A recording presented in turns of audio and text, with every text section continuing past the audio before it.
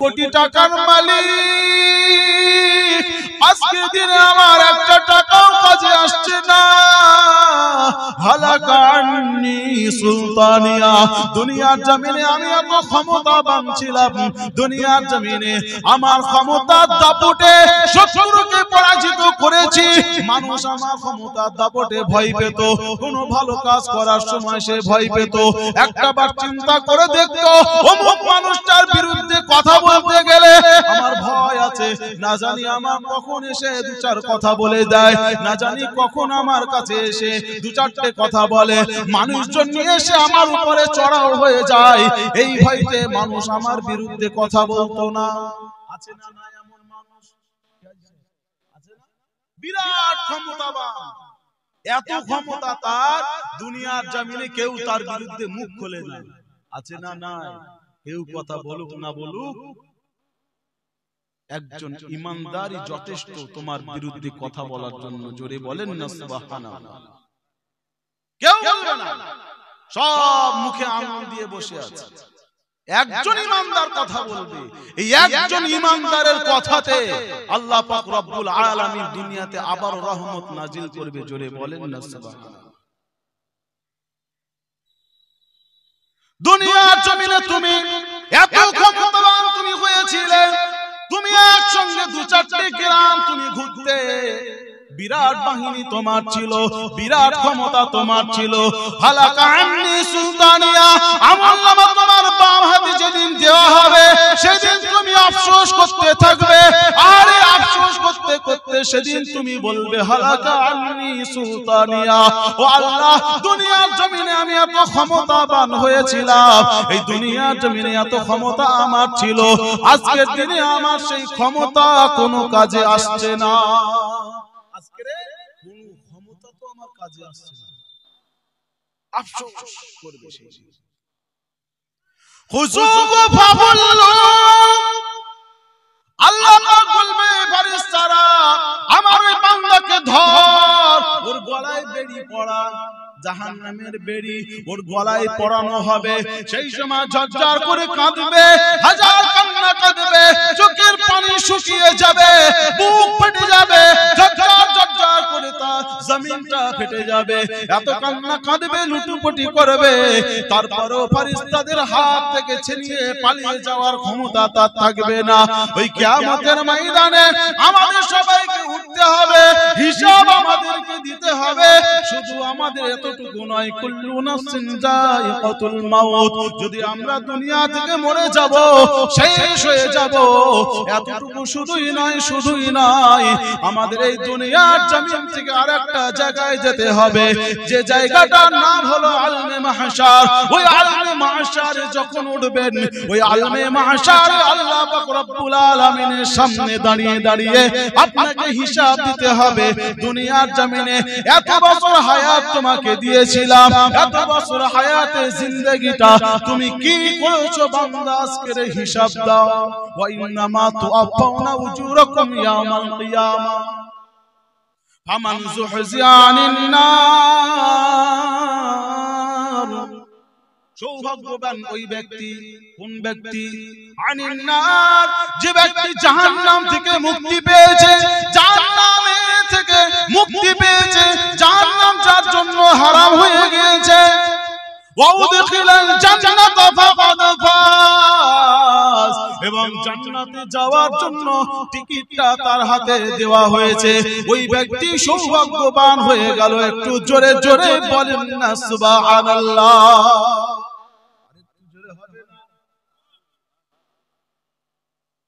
জান্নাতে যাবে এত সহজ রাস্তা, জান্নাতে যাওয়া সহজ, বরঞ্চ জাহান্নামে যাওয়া কঠিন। জাহান্নামে যেতে গেলে অনেক খারাপ মন্দ কাজ আপনাকে করতে হবে। রাত দিন, সকালবেলাও গালি, সন্ধ্যাবেলাও গালি, দুপুর বেলাও গালি, রাত্রে ঘুমিয়ে ঘুমিয়েও, রাত্রে ঘুমিয়ে আছে, এই ঘুমিয়ে ঘুমিয়েও গালি দিচ্ছি। কাকে? একজন টুপিওয়ালা, দাড়িওয়ালা, মুসল্লি, পরহেজগার একজন আলেমকে গালি দিচ্ছি। আছে না না সমাজে? কি বলে? আপনি টুপিওয়ালাকে গালি দিলেন না, আপনি দাড়িওয়ালাকে গালি দিলেন না, একবার ভেবেছেন গালিটা কোন জায়গায় যাবে? আপনি অন্যায় কাজ করছেন, অসৎ কাজের সঙ্গে জড়িয়ে আছে, সেই অসৎ কাজকে বাধা দেওয়ার জন্য টুপিওয়ালা দাড়িওয়ালারা তারা বারবার একই কথা বলছে, তারপরেও তো আপনি অশ্লীলতার সঙ্গে জড়িয়ে যাচ্ছেন। আপনাদের কারণেই তো আজ দুনিয়ায় মহামারী ভাইরাস, আপনাদের কারণেই আজ মানুষগুলো, বাচ্চারা, ছোট ছোট শিশুরা, বাচ্চারা তারা পড়া থেকে, শিক্ষা থেকে তারা দূরে।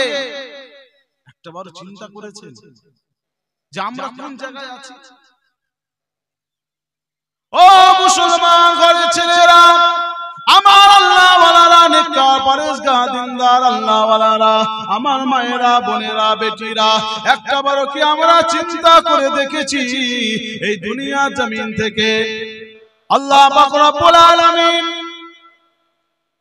যেদিন কিয়ামতের ময়দানে আমাদেরকে তুলবে, সেই দিনের কথা কি আমরা একটাবারও চিন্তা করে দেখেছি? দুনিয়া জমিন আমরা চিরকাল এখানে থাকবো না, একটা দিন আমরা এখান থেকে চলে যাব। এই দুনিয়া জমিনে 60 বছর 70 বছর হায়াতে জিন্দেগিটা আমরা পেয়েছি, এটা সৎ কাজে লাগান, সৎ কাজে লাগান।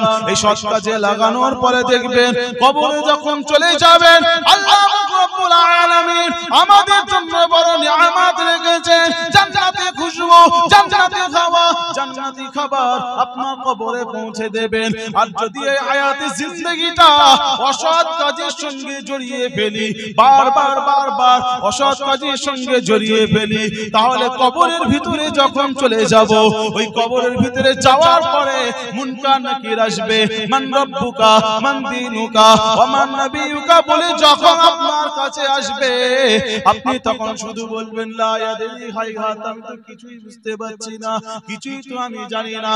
কেননা দুনিয়ার জমিনে যতদিন বেঁচেছিলাম আলেম ওলামাদেরকে গালি দিয়েছি। কথা বুঝতে পারেন? আলেম ওলামাদেরকে গালি দিয়েছি, পীর মাশায়েখদের গালি দিয়েছি, ভালো কথাগুলো আমার কানে পৌঁছাতো না, হক কথা আমার কানে পৌঁছাতো না, ভালো কথা বললে আমার গা জ্বালা করতো। কেন? তার কারণ হলো আমি ক্ষমতাবান, আছে না নাই? আমি ক্ষমতাবান, তাই আমি গালি দিই। যদি আমি ক্ষমতাবান না হতাম গালি দিতে পারতাম? ক্ষমতার দাপটে আজ তুমি গালি দিয়ে নাও, কিন্তু মনে রাখবে যেদিন কিয়ামত অনুষ্ঠিত হয়ে যাবে, কিয়ামত যেদিন শুরু হয়ে যাবে, ওই কিয়ামতের ময়দানের কথা একটাবার স্মরণ করে দেখো, সেই দিনের কথা একটাবার খেয়াল করে দেখো। আহারে যুবক, দুনিয়ার জমিনে অশ্লীলতার সঙ্গে জড়িয়ে পড়ো না, গান কনসেপ্টের সঙ্গে জড়িয়ে পড়ো না, ভালো কাজে মনোনিবেশ করো। তোমার জীবনের এই জিন্দেগিটা আল্লাহ পাক রব্বুল আলামিনের ধ্যানে লাগিয়ে দাও, শরীয়তের উপরে লাগিয়ে দাও, নবী পাকের ভালোবাসায় লাগিয়ে দাও। প্রেম করার যদি ইচ্ছা থাকে, ভালোবাসার ইচ্ছা থাকে, আমার আল্লাহকে ভালোবাসো, তার রাসূলকে ভালোবাসো, আলেম ওলামাদেরকে ভালোবাসো, পীর মাশায়েখদেরকে ভালোবাসো। আল্লাহ পাক রব্বুল আলামিন আপনার ইহকাল জিন্দেগি এবং পরকালের জিন্দেগিটা কামিয়াবি বানিয়ে দেবে। আরেকটু জোরে বলেন, কোথায় যাবেন? কি করবেন? যদি বয়স হয়ে যায়, বিয়ে করে ফেলবেন, যে ভাইজান আমি তো বিয়ে করব, আমার তো ইনকাম নেই, এটা বেশি আমাদের ভিতরে বেশি, 1 পয়সা ইনকাম করি নি, এই লকডাউনে 1টা পয়সা নেই, বিয়ে করতে গেলেই তো এখন 1.5 লাখ টাকা খরচ। কথা ঠিক না ভুল? বলে বিয়ে করতে গেলেই 1.5 লাখ টাকা খরচ। কেন? কোথায় পেয়েছেন বিয়ের জন্য 1.5 লাখ টাকা লাগবে? আর একটা মেয়েকে আপনি খাওয়াবেন ইনকাম করে? কি বলেন? একটা মেয়ে আপনার স্ত্রীকে আপনি খাওয়ান, খাওয়াই কে? জোরে বলেন।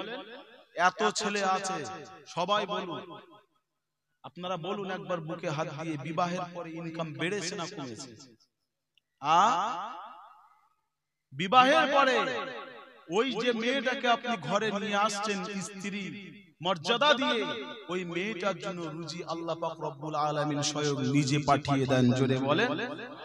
তাহলে কেন আমরা বিবাহ থেকে দূরে থাকবো?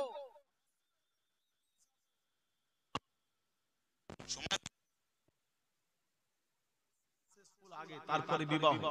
কিসের সাকসেসফুল? দুনিয়ার জমিন তো সামান্য জিন্দেগি।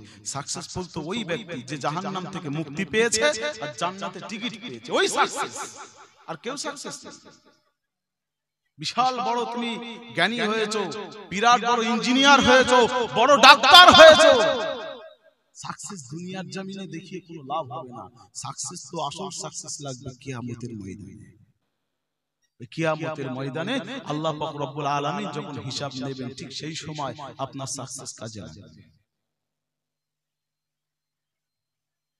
ও যুবক, আজকে দিনে তুমি বিবাহের জন্য ভয় পাও, আমার দয়া নবীর কলিজার টুকরি আদুরে হযরতে ফাতেমা জাহরা রাদিয়াল্লাহু তাআলা আনহার কথা একটা বড়কে স্মরণ করে দেখেছো?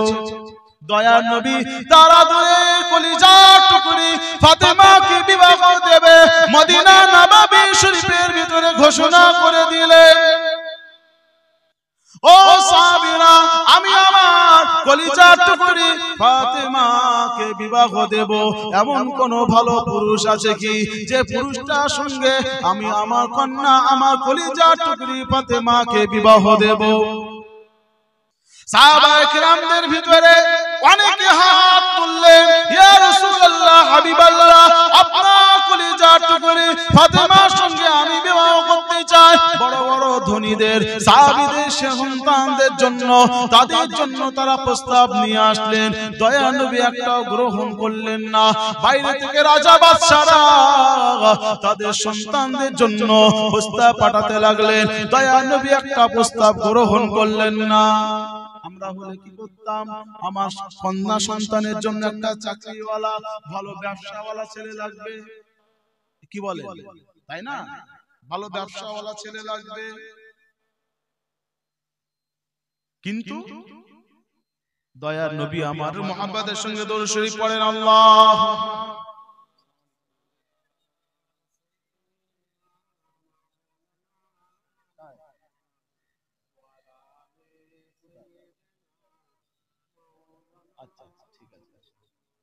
আল্লাহুম্মা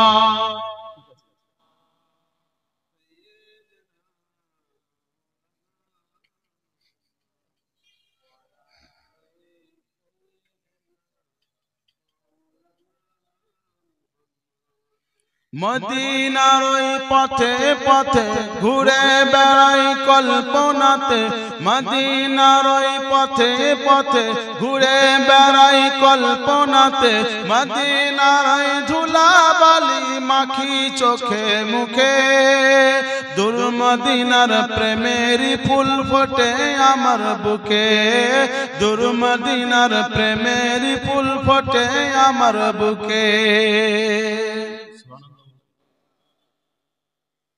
মদিনার ওই পথে পথে ঘুরে বেড়াই কল্পনাতে, মদিনার ওই পথে পথে ঘুরে বেড়াই কল্পনাতে, মদিনার ওই ধুলা বালি মাখি চোখে মুখে, দূর মদিনার প্রেমের ফুল ফোটে আমার বুকে, দূর মদিনার প্রেমের ফুল ফোটে আমার বুকে। ও মন পাখি যা উড়ে যা, যেথায় আছে মদিনাওয়ালা, ও মন পাখি যা উড়ে যা, যেথায় আছে মদিনাওয়ালা, মদিনাওয়ালার আকাশ আমার আপন সুখে দুঃখে, দূর মদিনার প্রেমের ফুল ফোটে আমার বুকে, দূর মদিনার প্রেমের ফুল ফোটে আমার বুকে। আল্লাহুম্মা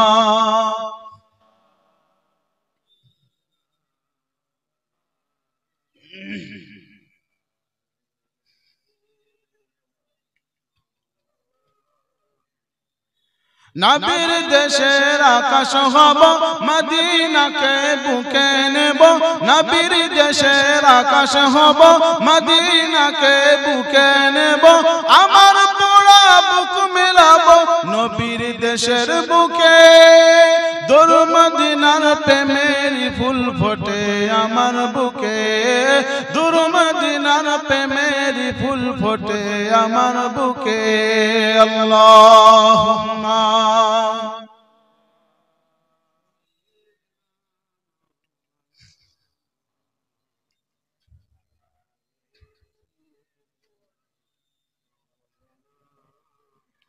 দয়া নবী আমার ঘোষণা করে দিলেন, ও সাহাবারা, আমি আমার কন্যাকে কলিজার টুকরি ফাতেমাকে বিবাহ দিতে চাই।